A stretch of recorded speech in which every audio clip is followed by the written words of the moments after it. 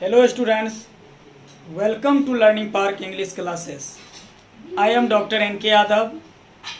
Today we are going to discuss about narration. मेरे प्रिय छात्र एवं छात्राएं, लर्निंग पार्क इंग्लिश क्लासेस में आप लोगों का बहुत बहुत स्वागत है। मैं डॉक्टर N.K. यादव। आज हम लोग इस वीडियो में नरेशन के बारे में चर्चा करने जा रहे हैं। सबसे पहले हम लोग जानेंगे, first we know about the origin of narration. सबसे पहले हम लोग नरेशन के उत्पत्ति के बारे में जानेंगे। उसके बाद means after that we know about the definition of narration, then we go ahead. Come to the topic narration. तो आइए सबसे पहले हम लोग ओरिजिन के बारे में जानते हैं। First we know the origin of narration. Come on, सबसे पहले हम लोग जानेंगे नरेशन का उत्पत्ति कहां से हुआ है। The word narration has been derived from a Latin word narrare, means to explain.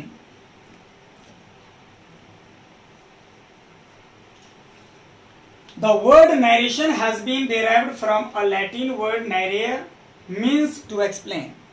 Narration शब्द लैटिन भाषा के नरेर नामक शब्द से लिया गया है, जिसका अर्थ होता है टू नरेट, टू एक्सप्लेन, व्याख्या करना। Clear?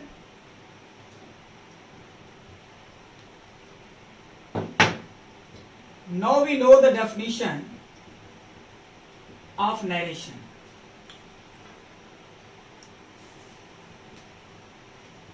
Narration is a way of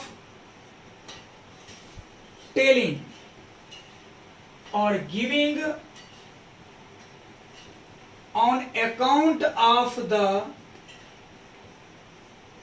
speech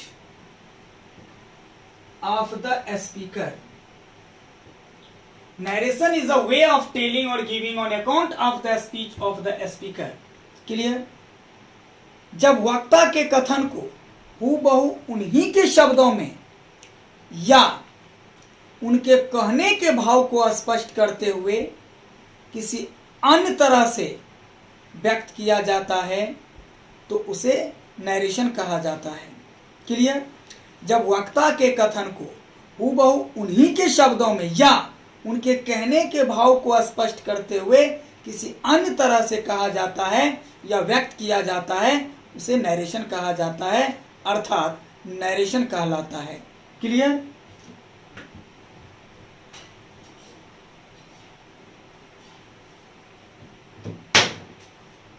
now we know the types of narration. अब हम लोग जानेंगे नरेशन के प्रकार के बारे में। There are two types of narration. Narration दो प्रकार के होता है। There are two types of narration. First, direct narration, short में इसको डीएन कहा जाता है। And direct narration is also known as direct speech, in short DS, यानी शॉर्ट में इसको टीएस कहा जाता है। सेकेंड यानी दूसरा है इनडायरेक्ट नरेशन, शॉर्ट में कहते हैं IN. Indirect narration is also known as indirect speech, in short IS. Clear? There are two types of narration. Narration दो प्रकार के होता है, डायरेक्ट नरेशन और इनडायरेक्ट नरेशन। डायरेक्ट नरेशन का दूसरा नाम है डायरेक्ट स्पीच। इनडायरेक्ट नरेशन का दूसरा नाम है इनडायरेक्ट स्पीच। डायरेक्ट नरेशन और डायरेक्ट स्पीच का अर्थ होता है प्रत्यक्ष कथन। इनडायरेक्ट नरेशन और इनडायरेक्ट स्पीच का दूसरा इनडायरेक्ट नरेशन और इनडायरेक्ट स्पीच का अर्थ होता है अप्रत्यक्ष कथन। प्रत्यक्ष कथन, अप्रत्यक्ष कथन। Clear? Now we know the definition of direct narration. अब हम लोग जानेंगे डायरेक्ट नरेशन का परिभाषा। When the actual words spoken by a person are reproduced, called direct speech. When the actual words spoken by a person are reproduced is called direct speech. When the actual words spoken by a person are reproduced is called direct speech. जब वक्ता के कथन को हूबहू उन्हीं के शब्दों में व्यक्त कर दिया जाता है प्रत्यक्ष कथन कहलाता है। Clear? As for example, she says to me, I am your friend.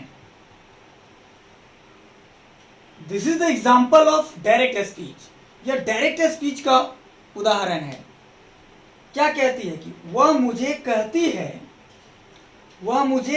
है मैं तुम्हारा दोस्त हूं।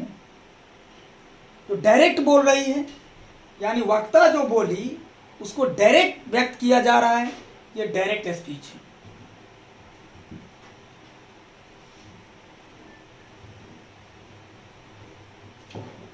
Now we know the parts of direct speech. अब हम लोग डायरेक्ट स्पीच के पार्ट्स के बारे में जानेंगे।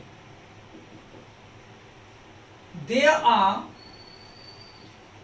3 parts of direct speech. First,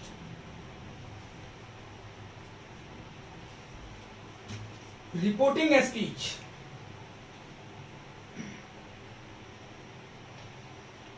Comma and inverted commas. और third is reported speech. Clear? Direct speech का 3 पार्ट्स हैं, reporting speech, comma and inverted comma and reported speech. ये 3 पार्ट्स हैं डायरेक्ट स्पीच का। Clear?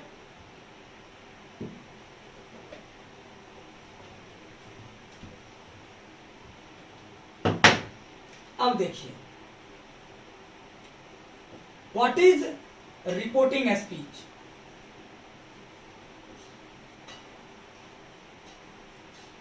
What is reporting speech?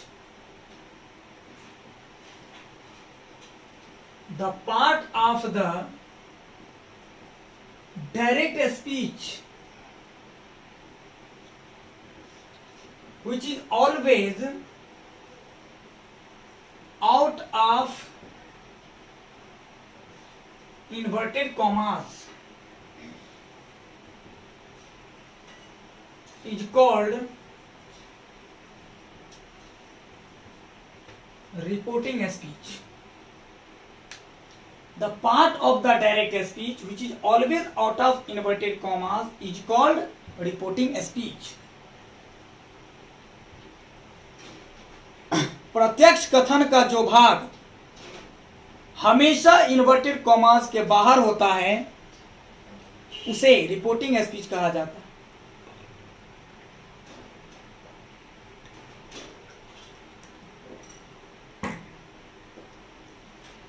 ध्यान से सुनिए, the part of the direct speech which is always out of inverted commas is called reporting speech. प्रत्यक्ष कथन का जो भाग हमेशा इन्वर्टेड कॉमास के बाहर होता है उसे रिपोर्टिंग स्पीच कहा जाता है। B, comma and inverted commas.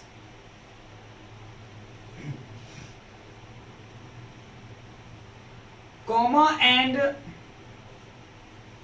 Inverted commas are the parts of direct speech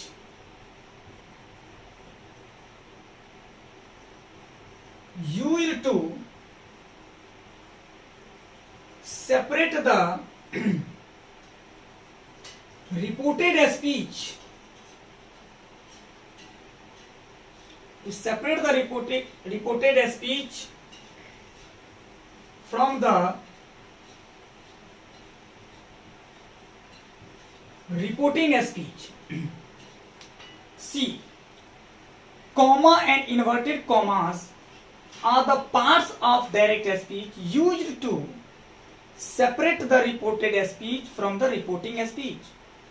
comma inverted commas, comma एवं इन्वर्टेड कॉमास प्रत्यक्ष कथन का वह भाग है जो रिपोर्टेड स्पीच को रिपोर्टिंग स्पीच से अलग करने के लिए प्रयुक्त होता है। Clear? Now reported speech,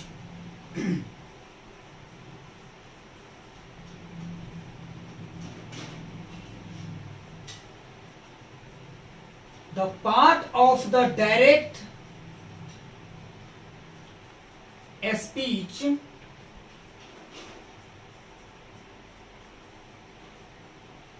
which is always within inverted commas is called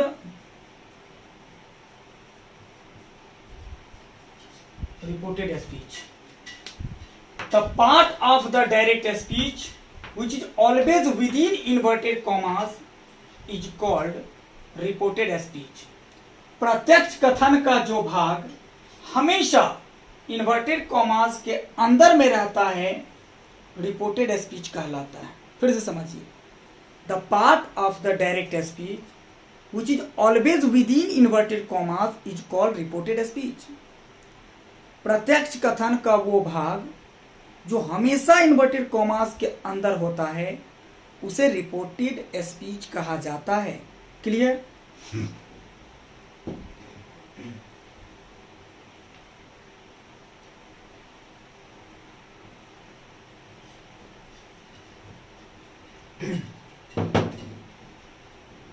trick. DS stands for direct speech. DS का पूरा नाम फुल फॉर्म है डायरेक्ट स्पीच। पहले इसमें रिपोर्टिंग स्पीच समांतर आता है। Reporting speech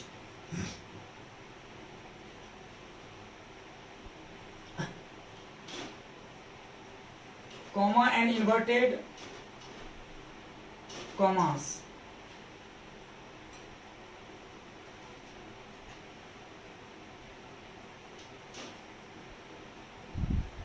reported speech. Clear? देखिए, डायरेक्ट स्पीच का 3 पार्ट्स हैं, reporting speech, comma and inverted comma, the reported speech. तो डायरेक्ट स्पीच का जो भाग इन्वर्टेड कॉमा से बाहर है उसको क्या कहते हैं? Reporting speech. और कॉमा इन्वर्टेड कॉमास का प्रयोग क्यों हुआ है? रिपोर्टेड स्पीच को रिपोर्टिंग स्पीच से अलग करने के लिए। और प्रत्यक्ष कथन का जो भाग इन्वर्टेड कॉमास के अंदर में रहता है उसको रिपोर्टेड स्पीच कहा जाता है। क्लियर? रिपोर्टिंग स्पीच का 3 पार्ट्स हैं। रिपोर्टिंग सब्जेक्ट,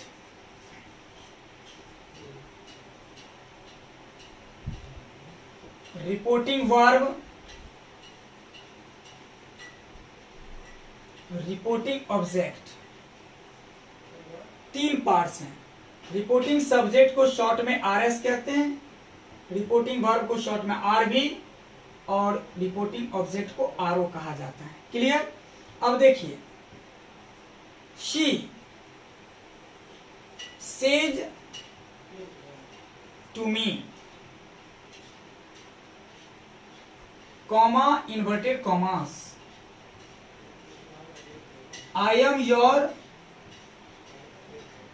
फ्रेंड, ये हो गया रिपोर्टेड स्पीच। अब देखिए, इन्वर्टेड कॉमास के बाद, इन्वर्टेड कॉमास के भीतर है तो reported speech, comma inverted commas का प्रयोग रिपोर्टेड स्पीच को रिपोर्टिंग स्पीच से अलग करने के लिए किया गया है।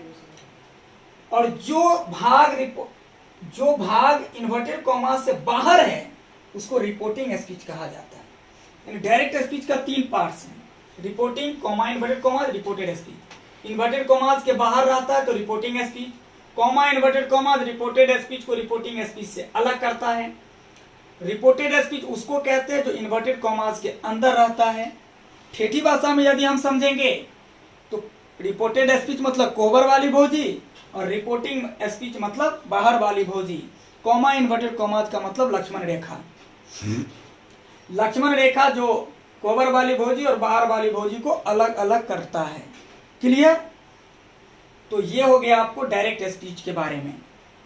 तो आज इतना ही। Thank you very much. That's all for today.